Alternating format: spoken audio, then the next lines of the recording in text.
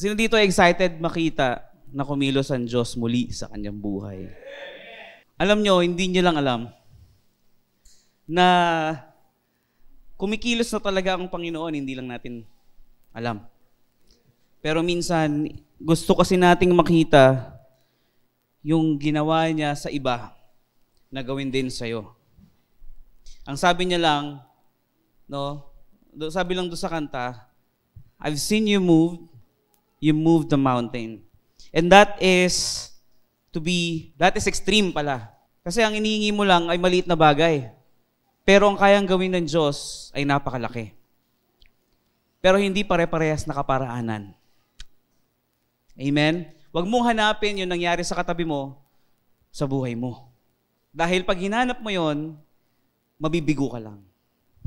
Unique kumilos ang Panginoon sa buhay ng bawat isa. As in talagang unique talaga kumilos ang Diyos sa buhay ng bawat isa. I've seen you moved the mountain. And I believe I'll see you do it again. Diba? You made the way when there is no way. I've seen you move the mountain. Paulit-ulit ba? Paulit-ulit ba? Hallelujah. Tanong mo sa tabi mo, paulit-ulit ba? Sino ditong naiinis o nasusura pagka paulit-ulit? Di ba? Paulit-ulit. Nay. Ano? Si mama, pag hinahanap yan dati, nung nasa pa kami. Talagang kailangan may tamang tono yung pagtawag mo sa kanya. Dahil pag nagkamali ka ng tono, sabi niya, kung makatawag ka, para ka nawawala. Ma, ano? Kung makatawag ka, parang nawawala. Di ba? Paulit-ulit, nakakainis eh. No, tayong mga tao, wala talagang pasensya sa paulit-ulit. Lalo na yung asawa ko. Pag tinanong ko yan, Mami, ano nga yung ano? Lubayan kasi hindi nakikinig sa sa kwento ko. Hindi ka marunong makinig. Paulit-ulit. Madalas talaga ang tao nakakalimot. Tama ba? Kaya nga paulit-ulit eh. Paulit-ulit! Hallelujah. O Diyos, Ama naming nasa langit, dinideklara ko ngayong gabi na ang mga tao narito ngayon ng mga anak mo, nagsusumamo at paulit-ulit na naniniwala, nagsusumamo sa inyo, nananampalataya na kayo ay gagawa at kikilos sa kanilang mga buhay. Sila ay magiging matagumpay sa pangalan ni Jesus. Ang lahat ay magsabi ng Amen. Mateo 26, verse 69. Sa oras ding iyon, ay nakaupo si Pedro sa labas. Nasaan? Sa labas. Lumapit sa kanya ang isang utosang babae. Sinabi niya, kasama ka ni Jesus na taga Galilea. Ngunit, ipinagkaila niya sa lahat. Remember, when Jesus asked Peter, do you love me? Pedro, iniibig mo ba ako? Sino dito nakakaalala nun? Alam niyo ba yon? Akala ko di niya alam eh. Tinanong ni Jesus si Pedro 3 times. Tama? At si Pedro, pikon to eh. Sino dito nakakilala kay Pedro? Alam niyo si Pedro, talagang... Sino po dito ang talagang lubos na nakakilala kay Pedro? Di ba mainitin ang ulo niya? Maikli pasensya niya, tama? Hot-tempered. Tama ba? Biruin mo, tinatanong siya ni Jesus kung iniibig siya, no? Kung iniibig niya si Jesus. Isang tanong lang pwede na sana eh. Pinangalawa pa, alam nyo, doon sa context na yon, may ibang revelation pa. Pero ngayon, merong different approach. Di ba yung isang revelation nun, yung talagang ibinabana ni Jesus yung pagtanong niya. Dahil hindi siya maabot ni Pedro di ba? But tonight, tingnan natin yung isang angulo. So tinanong ni Jesus si Pedro 3 beses kung iniibig niya ba si Jesus. Tama? Buri mo tanungin ka 3 beses. Hindi ka ba maiinis? Paulit-ulit ba? So sa mga oras na ito, mga kapatid, tandaan natin to. Tingnan natin mabuti to. Sa mga oras na yon, nung tinanong ni Jesus si Peter kung iniibig niya si Jesus 3 times, that very moment, alam ni Jesus that Peter was a failure. That moment. That very moment. Okay? Ano bang nangyari dito sa Matthew o sa Mateo? Peter denied Jesus 3 times. Ang sabi ni Jesus, bago tumilaok yung manok, yung rooster, you will deny me 3 times. Nag-justify pa si Peter, di ba? Hindi. Sus naman. Sino dito mahiling mag-justify? Hindi. Grabe naman. Hindi. Yung asawa ko sabi, ikaw. Grabe ka naman. Ako, inaamin ko ang mga kasalanan ko.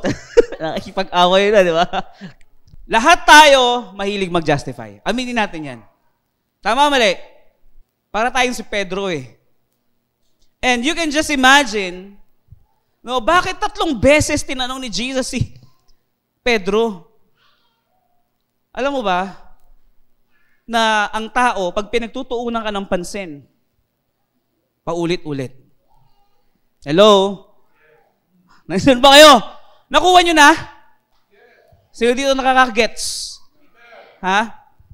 Pag ang tao nagpapapansin sa'yo, paulit-ulit, ibig sabihin, special ka sa kanya. Pero pag ang tao, hindi ka niya napinansin o isang beses ka lang niya binati, and then after that, wala na, wala kang sense sa kanya. Tama o mali? Hallelujah. And kung babasahin niyo yung passage na binasa natin kanina, makikita niyo doon that Peter was so guilty. No, talagang after noon nung tumilaok na yung manok, siya ay umalis at umiyak ng sobrang sakit talaga sa kalooban. Bakit? Kasi sure na sure siya sa sarili niya na hindi niya gagawin yon. Tama, mali? Di ba? Nung tinatanong siya ni Jesus, overwhelmed siya. Yes, I love you. At that very moment, hindi naman niya ine-expect na siya ay magiging failure. Hindi sinasadya ni Peter yon, mga kapatid. Talagang supernatural lang talaga ang ating Panginoon. Alam niya kung ano mangyayari. Maaring yung iba sa atin dito, o maaring marami sa atin dito, yung pakiramdam natin, yung bigo, no? So, nabibigo na tayo. Kasi hanggang ngayon, pinagdadaanan mo pa rin yung pinagdaanan mo last year.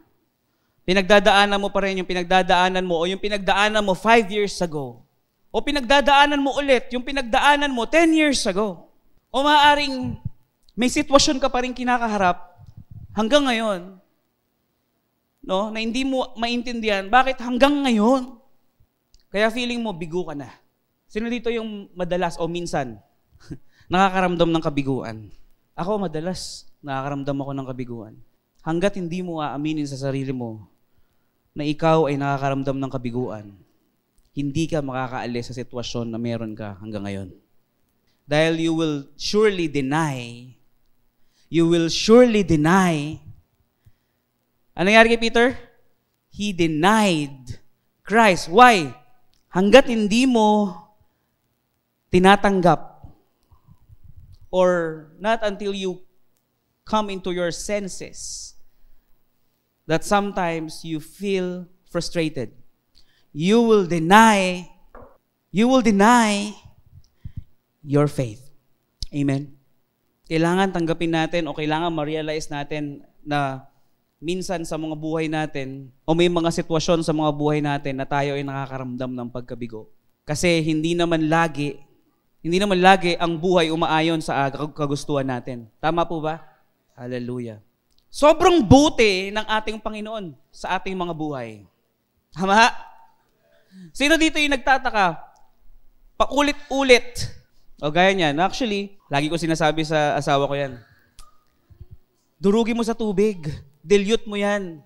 Kasi pag yung dinurog mo lang, nakakasamid. Kahit nga tao, durugin mo yung biskwit, kainin mo, masasamid ka. Yun. So, pag paulit-ulit, ibig sabihin, binibigyan ng emphasis. Tama? Bukod sa emphasis, empansin. Alright? Sobrang buti ng Panginoon natin sa ating mga buhay, pero hirap na hirap tayong pasalamatan siya. Dahil meron nga tayong sitwasyon. Nakakapagpasalamat lang tayo sa Kanya pagka sobrang visual na nung blessing. Hello? Pero pagka hindi natin napapansin dahil nasanay na tayo sa ating daily routine, hindi natin alam that God is still working in our lives. Habang may buhay, may pag-asa. Hanggat tayo nabubuhay, hindi pa tapos ang Diyos sa atin. Ang nagiging problema talaga, hindi tayo marunong magpasalamat sa Panginoon. Sa maraming bagay. We are blessed right now because we are here. Sa Sunday, hindi ko na uulitin to. Sa Sunday, iba na. Tama, mali? Maaaring uulitin yung mga ibang kataga o ibang passage na marinig nyo ngayon, pero ibang revelation yun. Good morning, good morning. Good evening, good evening. New day. No, another day, another watch. Another day, another car. Another day, another bike. Another day, another jacket.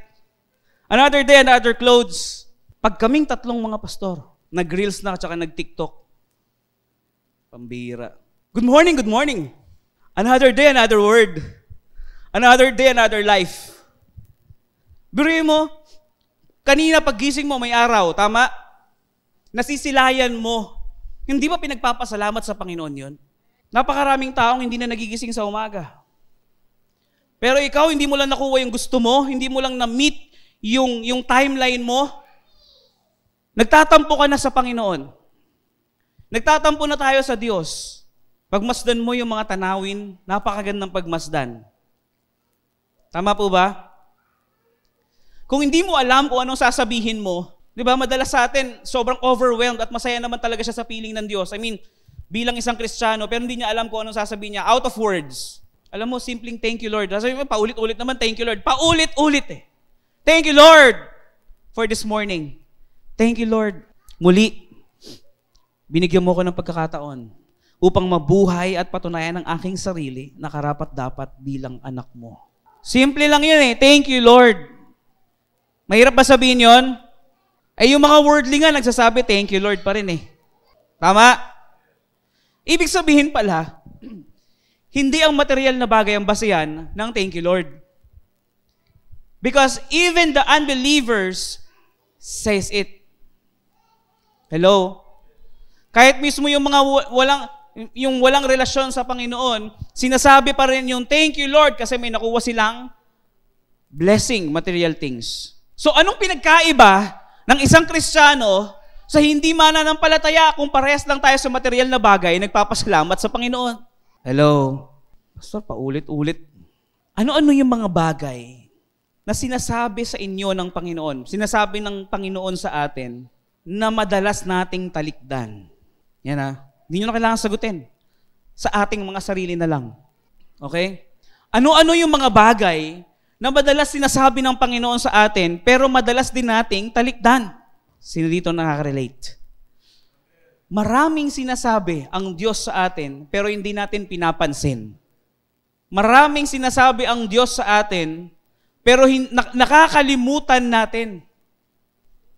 Tapos pag dumaan ka sa same scenario, pag dumaan ka sa same circumstances, tatanungin mo ulit ang Panginoon, paano bang gagawin ko, Lord? Alam mo kung yung ugali ng Diyos, parang tayo, tapos tayo, guys. Tapos na tayo, guys. Break na tayo kay Lord. Tama? Ang kulit mo eh. Di ba? Pambihira, ilang beses nang sinabi sa'yo. Sa tingin nyo ba, sa loob ng 2 taon, yung mga tinuro ng mga pastor, hindi umulit? Ilang beses na ulit ang mga preaching or teaching na itinuturo ng mga pastor dito sa loob ng 2 taon. Pero, bakit kaya hindi natin alam kung ano na ang gagawin pag nasa sitwasyon ka na naituro naman na before? Si Pedro nga ulitin natin, 3 times tinanong. Pagka medyo duda ka, doon sa taong tinuturuan mo, o doon sa pinagtatanungan mo, di ba i-confirm mo muna? Tama, mali? Boss, kaliwa? Oo. Kaliwa. Kaliwa? Ganun? Kaliwa ba talaga, boss? Oo, kaliwa, gaganon ka, Di ba inuulit-ulit mo? Kanina, nagpa-practice kami, Kanina, nag-rehearse kami. So, intro. Wala pa si Pastor Pao niyan. Sabi nga ni AJ, gagawin ko. Ulitin natin. Tas, alam mo yung reaction ni AJ, yung minsan mababadtrip ka na lang din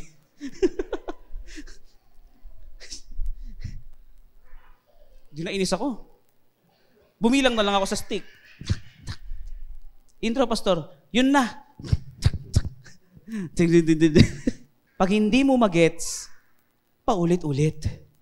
Hallelujah. Na medyo malapit na tayo sa plumb line. Sa climax. Malapit na tayo sa bottom line. Alam niyo yung bottom line? Pag isang bagay, inuulit-ulit, merong gustong mangyari. Si Pedro, tinanong ni Jesus 3 beses. Okay? Sino dito ang nagpareseta sa doktor? Binigyan siya ng reseta. Ano ang binibigay na reseta? Inumin mo ito 3 times a day. Inumin mo ito 4 times a day. Inumin mo ito 2 times a day. May repetition. Tama, mali? Kasi merong gustong pagalingin. So si Jesus, nung una pa lang, alam niya na mangyayari. Totoo naman. Tama ba? Nakatala naman talaga sa Biblia kung anong mangyayari. Basahin muna natin yung 1. So, hallelujah. Basahin natin yung teksto. Dumating sa pampang ang kasama niyang mga alagad, no? Sakay ng bangka at hila-hila. Kung gusto niyo medyo alamin pa yung background, basahin niyo yung mga nasa taas, pero ito lang yung kukunin natin ngayon. O, sakay ng bangka at hila-hila ang mga lambat, o ang lambat na puno ng, isda. Hindi sila gaanong malayo sa pampang. Mga siyam na pong metro lamang, no? Medyo malapit lang. Pagkaahon nila sa pampang, nakakita sila roon ng isdang iniihaw. Napakasarap naman ito, guys. Grabe, no?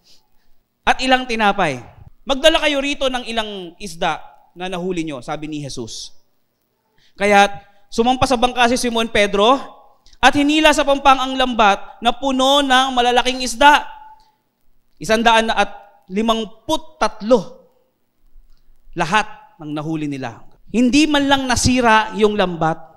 Kahit gaano karami ang mga isda, no? Hali kayo at mag-agahan kayo. Sabi ni Jesus. Isa man sa mga alagad ay hindi nangahas magtanong sa kanya kung sino siya sapagkat alam nila na siya ang Panginoon. Take note. Ito, noong mga panahon na ito, pangatlong beses na nagpapakita si Jesus after the resurrection. Okay? And to cut the long verse short, mga kapatid, pwede niyong basahin niya, you take it down notes. So, pangatlong beses na. So, yung unang beses, yung kay, hindi ito nakakalam ng first na beses. Kanino? Nung pagkakalabas nilang sa tomb, di ba? First appearance. No? Tapos yung kay si Doubting Thomas. And so on. So ngayon, mga kapatid, ano kayang hangarin ni Jesus?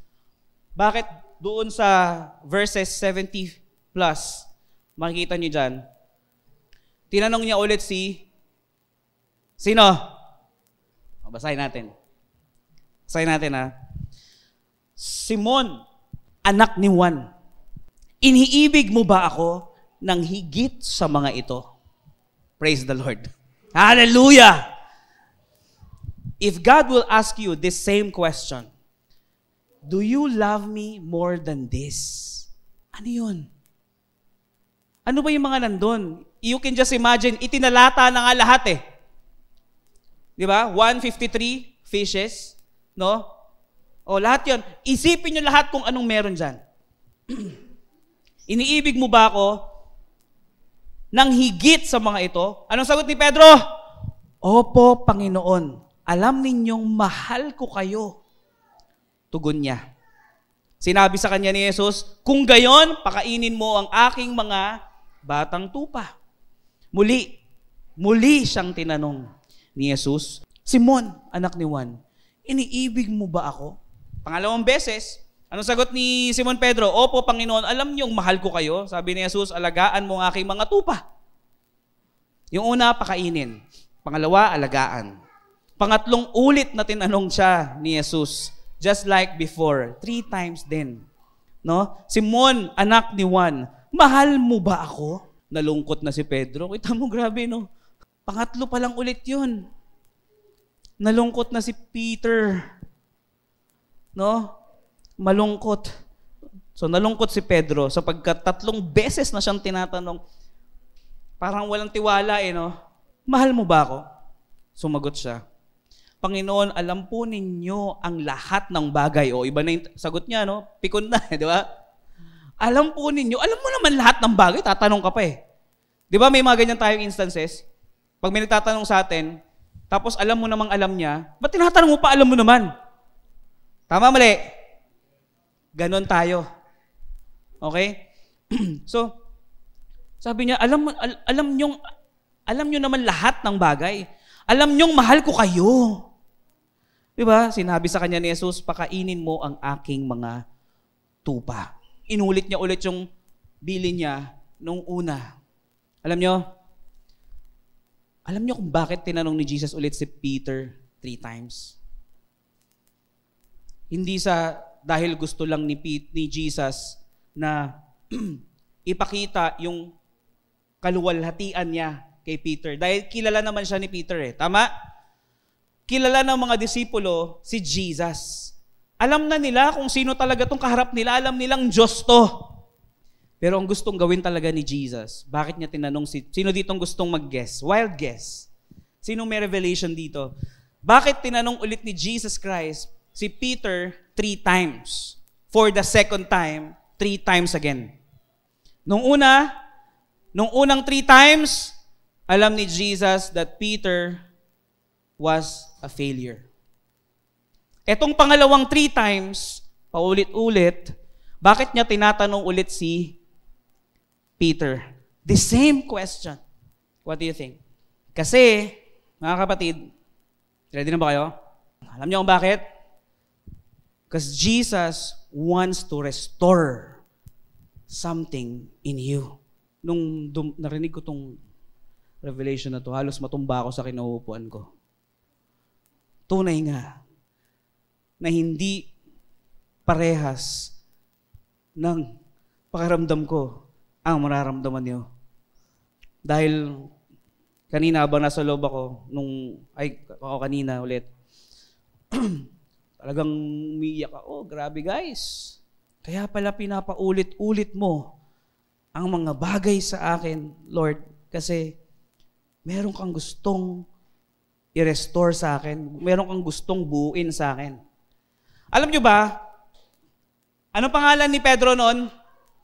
Simon. Kilala nyo Simon?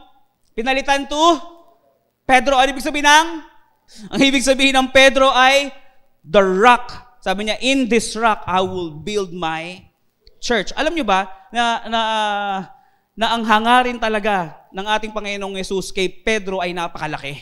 Kumbaga, sa malaking relihiyon, para siyang pope. Yun ang plano sa kanya. Isipin mo na yung pinakamataas na pope.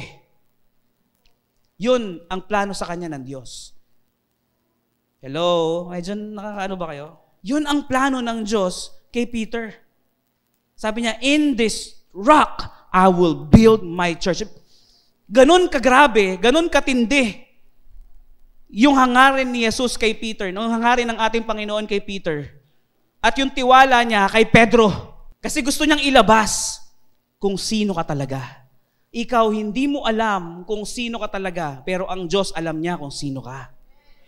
Kaya niya inuulit-ulit yung mga bagay kasi gusto niyang ilabas yung true potential na meron ka. Na hindi mo alam. Ang Diyos alam na alam niya. For I know the plans I have for you, plans to prosper you, plans to give you hope. Hallelujah. In the future. Alam niya kung anong plano niya sa'yo. Kaya lang pinapaulit-ulit niya yung mga bagay kasi He wants to wake the inner man in you. Ikaw, feeling mo failure ka na. Anong pakiramdam ni Peter nung siya ay nagkalolo 3 times before the rooster crows? Anong pakiramdam niya? Sobrang sakit. Sobrang kahihiyan. Tama, kasi confident siya eh. Para bang sinabi mo na, magko-commit kami ulit, pastor. Nakukuha niyo po? Huwag kang magsasalita ng tapos kung hindi mo kayang panindigan. Pero, mga kapatid, kahit na nagsasalita tayo ng tapos, paulit-ulit tayong iniintindi ng Diyos. Buriin mo, you can consider it blasphemy eh. Kasi hindi mo tinupad yung pangako mo sa Panginoon. Nangako ka, Lord, hindi ko na uulitin. Pero hindi mo maiwasan. Hindi mo maiwasan na ulit mo ulit for some instances. Pero hindi pa kayo nagtataka, paulit-ulit ka rin pinagpapala ng Panginoon. Kahit paulit-ulit mo nang itinataboy ang Diyos, paulit-ulit ka pa rin pinagpapala ng Panginoon. Hallelujah. Paulit-ulit ka nang lumalakad sa daang baluktot. Diba? Medyo lumiliis ka na lang landas. I know that some of us here can relate. Yung lifestyle mo, hindi na naayon sa lifestyle na gusto ng Panginoon para sa buhay mo. You are doing something that the world wants you to do. Pero grabe yung faithfulness ng Panginoon. Paulit-ulit niya din tayong pinapaalalahanan. Nakakarindi. Tama? Pero hindi ka ba nagtataka kung bakit paulit-ulit kang nire-reach out ng Panginoon? Kasi meron ka talagang pagkakatawag. Amen? Hallelujah. If you remember the teaching about the grand original design, meron tayong original na disenyo mula sa Panginoon. Everyone, lahat po tayo mga kapatid, and it's non-negotiable. Lahat tayo merong original na disenyo mula sa Panginoon. That you will never be less. Sabi mo sa tabi mo, you are not less. You are not less. Kasi minsan iniisip mo that you are less. Tama? Minsan nawawalan ka na ng tiwala sa sarili mo. Iniisip mo, failure ako. Yun ang inuulit-ulit ng demonyo sa'yo. It is not the language of heaven. Totoo, kasama yung failure sa ating paglago. But it is not the language of heaven. Ay, hallelujah. Alam nyo kasi, marami sa atin, distorted ang pagiging father image ng Panginoon. Bakit? Because of this world. 'Di ba? Pag yung magulang natin tinanong mo isang beses, sasagutin ka. Tama? Pangalawang beses, medyo sasagutin ka pa rin. Tama? Pangatlong beses, kuwento ko sa inyo mga kapatid. Nung ako po ay bata pa. Grade 3 ako noon. Pagkatapos ng timba, pagkatapos ng klase namin, pagkatapos ng klase namin, pag uwi ko sa bahay, yung tatay ko tuturuan ako ng math. Siyempre, magaling sa math yung tatay ko, engineer yan eh. Eh ako, yung utak ko, naglalakbay sa kawalan. So tinuturuan niya ako. Ito, ngayon nakalimutan ko na nga kung ano yung tinuturo niya. Basta tungkol sa math, no? Times, okay? So, cross and derivative to y equals to z. Find the x.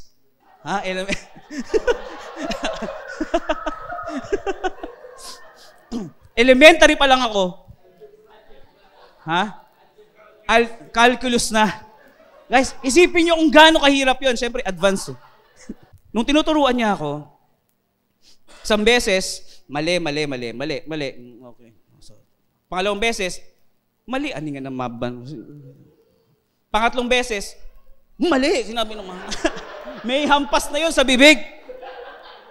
Ang isip ko, bakit sa bibig ako hinampas? Eh, yung kamay ko yung nagsulat. Mali. Di ba? Isipin mo mga kapatid. Because that's the culture of men. Tama? Maikli talaga ang pasensya. Hindi kasi talaga matyaga. Walang consistency ang tao. Tama?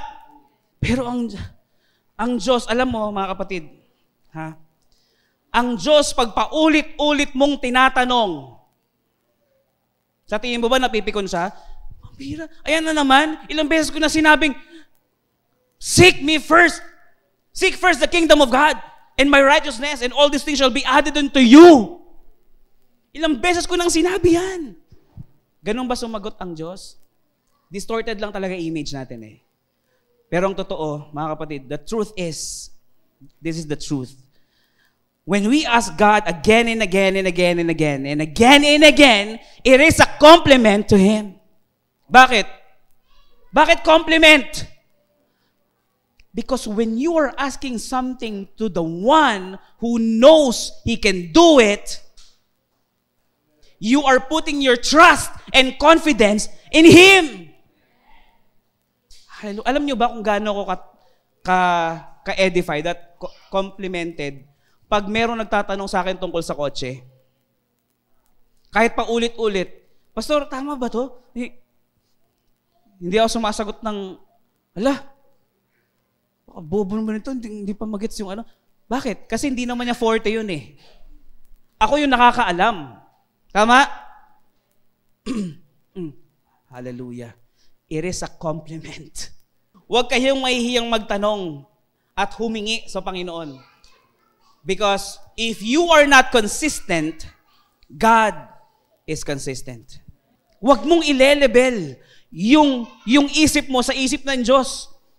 Kung feeling mo ikaw napipikon na pagpaulit-ulit yung tao, nagkakasala, ang Diyos, hindi. Lord, I need grace. Lord, I need your grace. Ay, kailangan ko ng habag at grasya mo, Diyos. Lord, I need your love. Okay. Ang sagot ng Diyos, yes, okay. I'm good in love because I am love. You need love? Okay. You need understanding? Okay. You need forgiveness? Biruin mo, araw-araw ka nagkakasala, araw-araw ko rin humingi ng forgiveness. Sa tingin nyo ba, sasabihin niya, iuutos niya yun sa atin na 70 times 7, patawarin mo ang kapwa mo pag nagkakasala siya sa'yo. Pag nagkakasala siya ang kapwa mo sa'yo, patawarin mo siya 70 times 7. Gano'ng karami yun? Kung iniutos niya sa atin yon, sa tingin mo, hindi niya gagawin yon sa atin? Pinapagawa niya sa atin yon because that is His very nature. Ilang beses ka na nagkakasala, panay ang hingi mo ng forgiveness. Ay, Pastor, ibig sabihin, kayang-kaya ko nang gumawa ng kasalanan. Pambira, 70 times 7 a day? That's too much. Okay lang yan. Kahit na magkasala ko mga 20 times a day, okay na okay yan. Mga kapatid, if you ask forgiveness now, you are forgiven. You are forgiven. If you confess your sin right now, you are forgiven.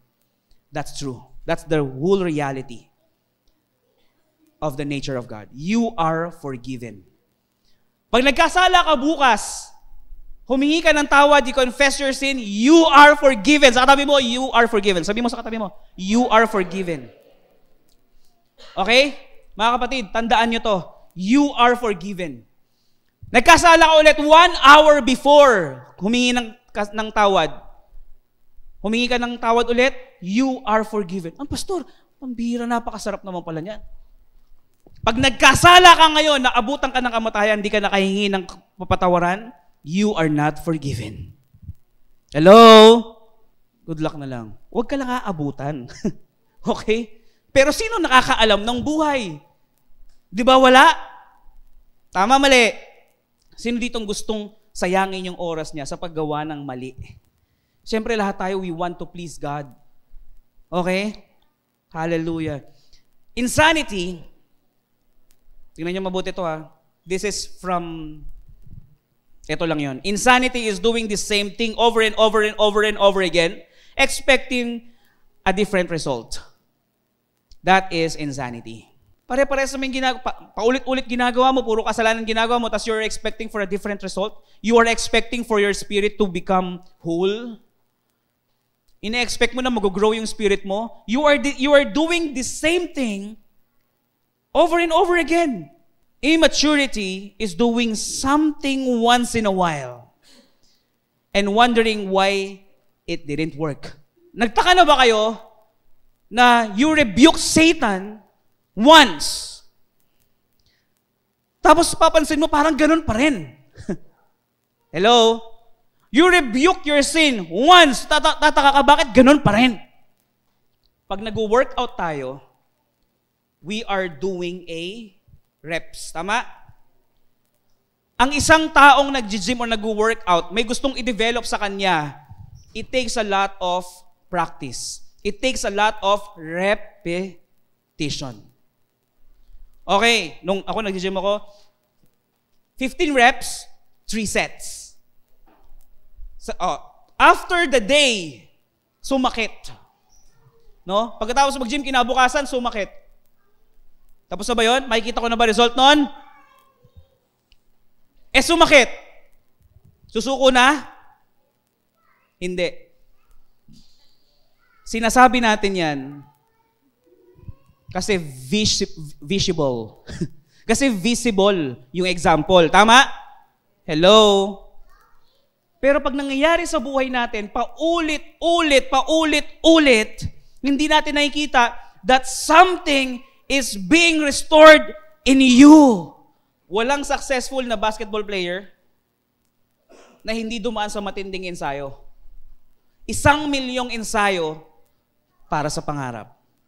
Tama? Ano sa tingin mo mangyayari kung ginawa mo lang ng isang beses ang isang bagay para sa Panginoon nang hindi consistent? Ano sa tingin mo mangyayari?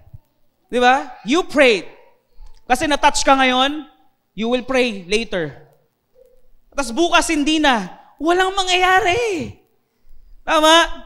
Huwag kang mapanghinaan ng loob. Huwag tayong mapanghinaan ng loob pagka hindi mo pa nakikita yung result until now. Amen? Hallelujah. Ilang beses tinanong ni Jesus si Pedro? 3 times. Paulit-ulit, total of 6 times. No? Huwag tayong mag-focus doon sa nangyari sa atin before. Tandaan natin to. Sila Peter, doon ang huli nung wala si Jesus, ano lang nakukuha nila? Net. Tama? Walang laman na isda. Kung baga sa basketball, nothing but net. Pero sa ating mga Kristiyano, it should be nothing but next. Hallelujah. Sabi mo sa katabi mo, nothing but next. Why? Hindi ka dapat nagfo-focus doon sa mga bagay or ito na yung last. Don't focus anything in this season because what's coming next is going to be greater. Hallelujah. Tomorrow you will be great. Sa mga darating na bagay sa buhay natin, it will be greater. Hallelujah. Remember this. God will use a different tool in your life. Hindi siya magpapakita magpa-part siya ng seas dahil sa panahon nino yon. Hindi siya magpapakita sa iyo or hindi ka niya bibigyan ng bato para talunin si Goliath dahil para kanino yon. Huwag mong hanapin lahat ng yon sa buhay mo ngayon. You will become greater with a different tool from the Lord. Hallelujah. Kung paulit-ulit ang nangyayari sa buhay mo, mga kapatid, kung merong nawala sa iyo kahapon, kung merong nawala sa buhay mo, ang sabi ng iba, the one that got away. Tama? Alam niyo yung Totga? Totga, alam niyo yun? The one that got away. Yun na sana eh. Yun na sana. Na naman, nawala na naman. Lugi na naman. Ano sabi ni Pastor Nicky kanina? Kung sana, di sana ganito ako ngayon. Tama? Hindi po totoo yun. Hindi totoo yung the one that got away. Ang totoo po niyan, the one that get you ready. The one that got you ready now. Yung mga nawala sa buhay natin, yung mga dumaan sa buhay natin, yun na naging instrumento ng Panginoon para i-prepare ka ngayon. Lahat na nangyayari sa buhay natin is just a preparation for even greater. Sabi mo sa katabi mo, there's more to come. Huwag kang susuko. Sabi mo sa katabi mo, huwag kang susuko. Mga kapatid, last, and we will close. Kung may mahalagang bagay sa atin, alam niyo yung the parable of the prodigal son? Di ba? The prodigal son, umalis, kinuha niya lahat ng kayamanan, then he came back. Ang sa tingin niya, hindi na siya tatanggapin. Tama? Ganon din tayo sa Panginoon. Pag nagkasala ka ngayon, feeling mo hindi ka natatanggapin. Meron bang nag-backslide na Kristiyano na pinagtabuyan ang Diyos? Wala. Kaya sila nag-backslide kasi ang tingin nila, hindi na sila karapat-dapat sa Panginoon. Kasi ang tingin nila, wala nang silbi yung Diyos kasi hindi siya pinapakinggan. Tama? Yung prodigal son, bumalik sa kanyang ama. Ang sabi ng ama, imbis na magalit, anong sabi? Let's celebrate. Nagpakatay ng kung ano-anong pagkain, o kung ano-anong hayop para ihain sa kanyang anak. Ang sabi niya, let's celebrate for my son is alive again. Dati siyang patay, ngayon nabuhay ulit. Hallelujah. No? May mahalagang bagay sa atin ngayon. Tama? Kung merong isang mahalagang tao o bagay sa buhay mo at posible siyang mawala mamaya or bukas, pero merong bargain, ano ang kaya mong ipagpalit? Hello? Listen, before we close. You ask yourself, kung merong isang bagay o tao na sobrang halaga sa'yo, your son, your daughter, your father, your mother, posible siyang mawala mamaya or bukas, pero negotiable, anong kaya mong ipagpalit? Hello? Anong kaya mong ipagpalit? Hala, hindi alam sagot. Anong kaya mong ipagpalit? Sagot. Lahat! Anong meron ka ngayon? Anong meron ka ngayon? Hallelujah. Alam mo mga kapatid, ito yung problema sa tao. Sa atin. Hindi natin kayang ipagpalit yung bagay na meron tayo ngayon para sundin ang ating Panginoon. Hallelujah. Mas pipiliin mo pang pagsilbihan yung bagay na ibinigay sa iyo ng Diyos kaysa pagsilbihan yung tao na nagbigay sa iyo ng bagay. Hello? Hallelujah. May natutunan po ba kayo? Hallelujah. Paulit-ulit. Sino ditong nakulitan sa paulit-ulit? Ha? Sino ditong nakukulitan sa paulit-ulit? Again, pag paulit-ulit, merong gustong i-restore. Sino dito ready na? Sabihin mo sa katabi mo, ready ka na ba? Sabihin mo sa katabi mo din, ready na ako!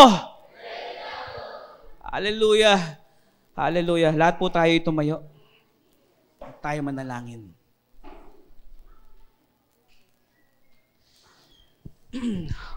Praise God!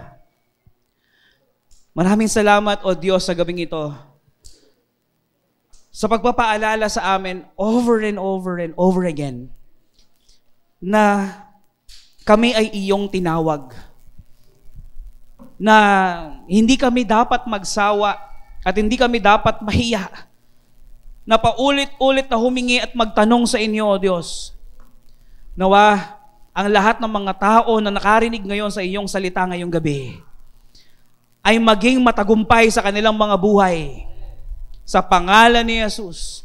Sa pangalan ni Jesus. At ang lahat ay magsabi ng Amen.